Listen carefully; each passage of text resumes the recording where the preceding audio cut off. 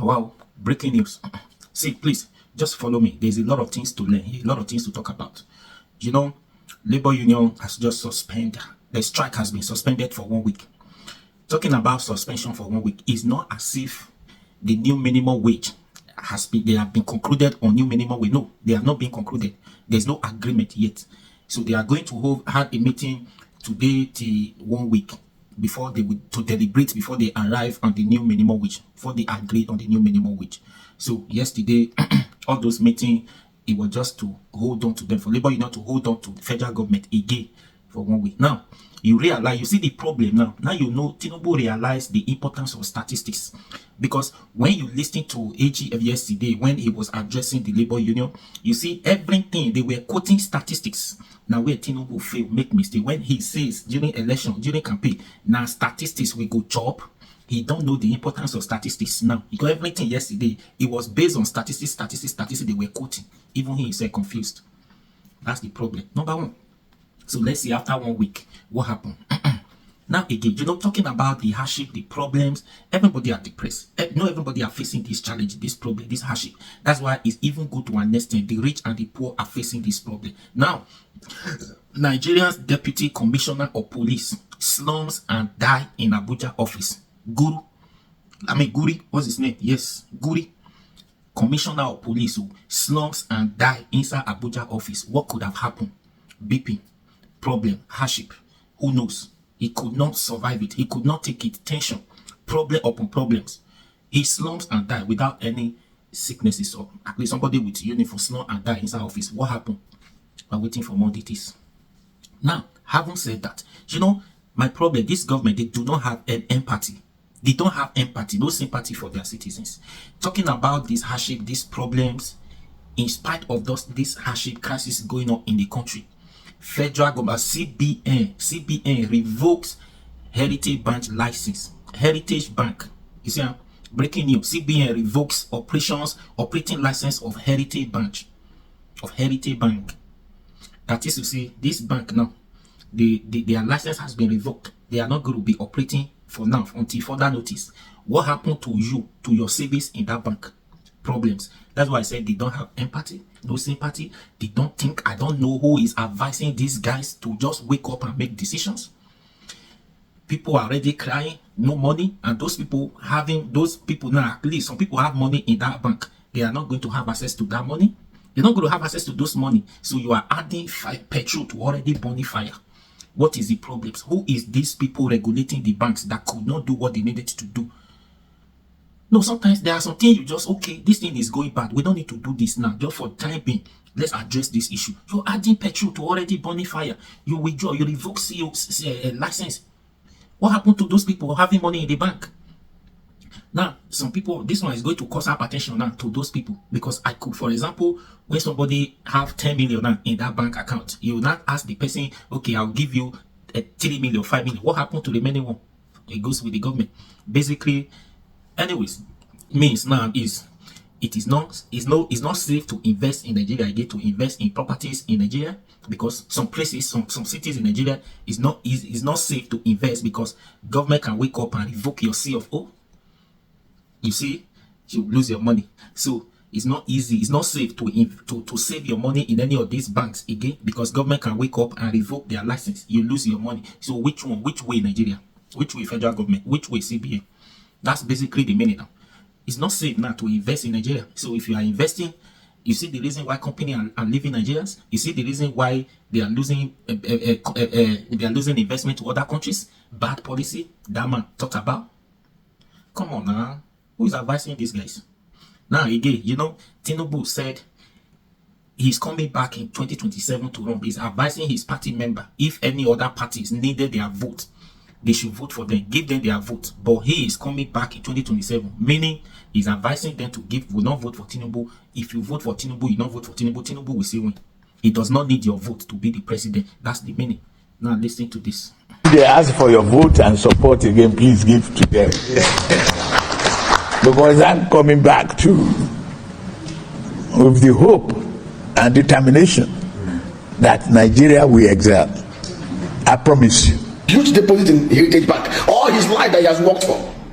Now he's scared that he's going to lose it. Under this this terrible, atrocious economic situation, we are now compounding the problems of Nigeria by liquidating Heritage Bank the way they've adopted it. All the staff of that bank will lose their jobs. Associated businesses transacting with that bank will lose their business relationship. And then the worst of it all, people who labor so hard to put their hard-earned savings in that bank are going to receive the short end of the stick, because people just no empathy, no compassion. They just pull the trigger. And it's weak regulation, weak enforcement. Criminality thrives in Nigeria because the regulators that are supposed to enforce the regulation are in bed with the operators at some levels. Then the judiciary and the policing system in Nigeria that is supposed to be very upright have become so compromised that people get away with all manner of criminality, and the poor Nigerian masses takes the short end of the stick. At the end of the day, those who managed the bank, from the board to the top management, will still go scot-free. It happened in Nigeria between 2005 to 2010. Nigerians gathered and mobilized their savings and invested in the capital market. People took their money to go and win the election. People took their money to go and buy second wives. People took their money and went as far as Tanzania to go and buy established banks. People misappropriated the trust of Nigerians. SEC did nothing, EFCC did nothing, CICPC did nothing, the police did nothing. The people who misappropriated these funds are walking free. The likes of Voiza, Shimak, and all the online posing scammers got courage to do what they do because they know we operate a criminal system where people can just connive, do evil, steal people's money, and then use the proceeds of corruption and fraud to bribe their way through. They buy up everybody, they even buy up justice. We can't continue to work this way. The CBN should have adopted. If you don't want to do guided liquidation, stripping the liabilities and packing the wealth and selling the assets, so that the people will not lose their job and lose their deposits, you will have set up a bridge bank or even made an arrangement for a stronger bank to acquire it, pack the liabilities, and I can bet it 9/10 those people who are owning those toxic assets will walk away. All they need to do is to buy those buyable. See, the average Nigerian is hurting. The average Nigerian is hurting. There is the feeling of despondency out there. There is this fear. Everybody, see, people believe they can do all manner of criminality and get away. And I have experienced it over the last 9 years. It has become so worse. It has become worse. It grows worse and worse. People brazenly commit crime. People brazenly do evil. People brazenly loot. People brazenly misappropriate people's fund. And they will, even before you blow, they will go to court to get perpetual injunction and they will claim fundamental human rights. And they will get one Jankara judge that will listen to their plea and manipulate this. What kind of country is this? It's already, see, the out there. Justice is no longer for the justice is no longer for the common man. The court is no longer the court is now for the con man, and that is what it is today. Allegedly, 75% of those who are supposed to be the temple of justice across the layers of the judicial system are corrupt. They are there, pay for play. Whoever is going to bring the bigger cake, the bigger money, gets the judgment on his own favor. How can we build a country like this? And we want investors to come in. We want people to bring in their money and put in the banking industry. We already have a huge informal sector. We are trying to see how we can grow financial inclusion. Today in Nigeria, the number of Nigerians with BVN is only 61 million out of a population of about 217 million and a working population of over 128 million. We only have 62 million people with BVN, which simply means the rest of Nigerians are not willing to be financially included. Look at Kenya, financial inclusion 85%. Look around the world, Singapore has 100% financial inclusion.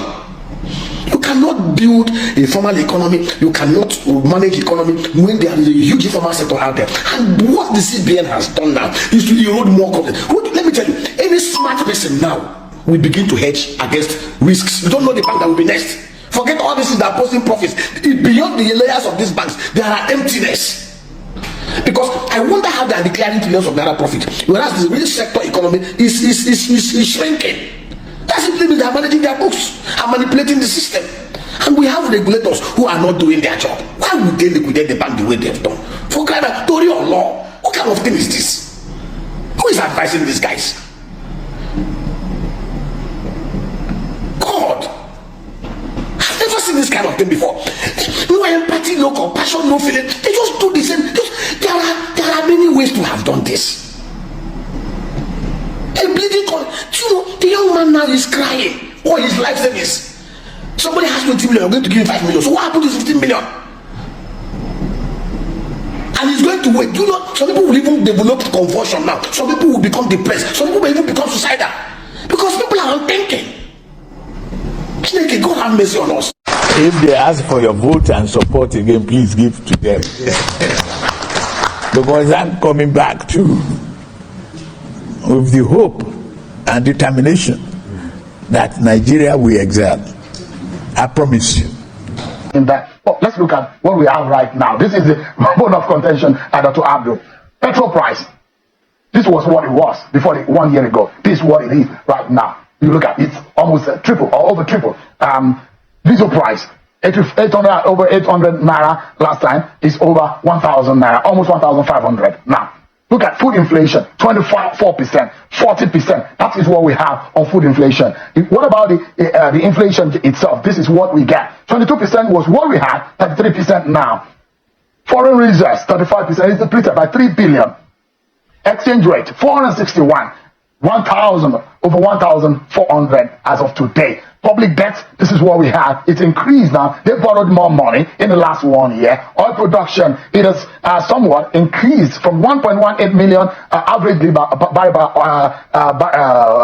per day to 1.28 million. And the interest rate, this is a major problem for this government. The fiscal and the monetary policies, trying to make sure that things, the flotation of the economy, unification of the naira, but this is where we are. 18% then, 26% now. GDP growth rate. Don't forget what they said they will do. They said 10%. That's the estimation. But now, this is what we have, 2.98%. But look, in your own general analysis of things, because the fundamentals of all of this in governance is that if you say you... Now you see why... You see why the politicians didn't say they don't trust the country. Why they steal money, go keep on for Osho's bank account, foreign account, Osho bank account. Because they know any money you keep in foreign account is safe. If anything happens to that bank, government will pay. They will pay you your money. But Nigeria, you lose your money. They say they know. You see? God, what? You cannot build a nation like this. You can't build a country like this. And Tinubu is saying you want no, this country can't get better under your watch, under your leadership. I'm sorry, this country can't get better. I've been saying it and I'll continue to say. Even if you come back 2027, that's not my problem. If they give you another 100 years to come, you can only cause more hardship, which people will survive it, people will die. That's how it is. But I am very sure, I beat my chest. This country cannot get better under your leadership. I said it. Either the military years, they give you another 4 years. I don't care. You cannot do it. People can only suffer. People can only die in the process. That is the only thing you can do. You successfully use 1 year to spoil a nation. You're asking for another 4 years to build it. Another year is going already. This country without no human feelings, no sympathies, no empathies. I don't know how. Imagine this one now going on. Senate president is telling Tinubu not to change his mind from the minimum wage 30K. You know, that was what he said. Senate president asking Tinubu not to change his mind, not to pay above 30,000, even before all this time. Can you imagine a Senate president who want to lead? If you are bright, you guys are not bright. God punish some of you guys.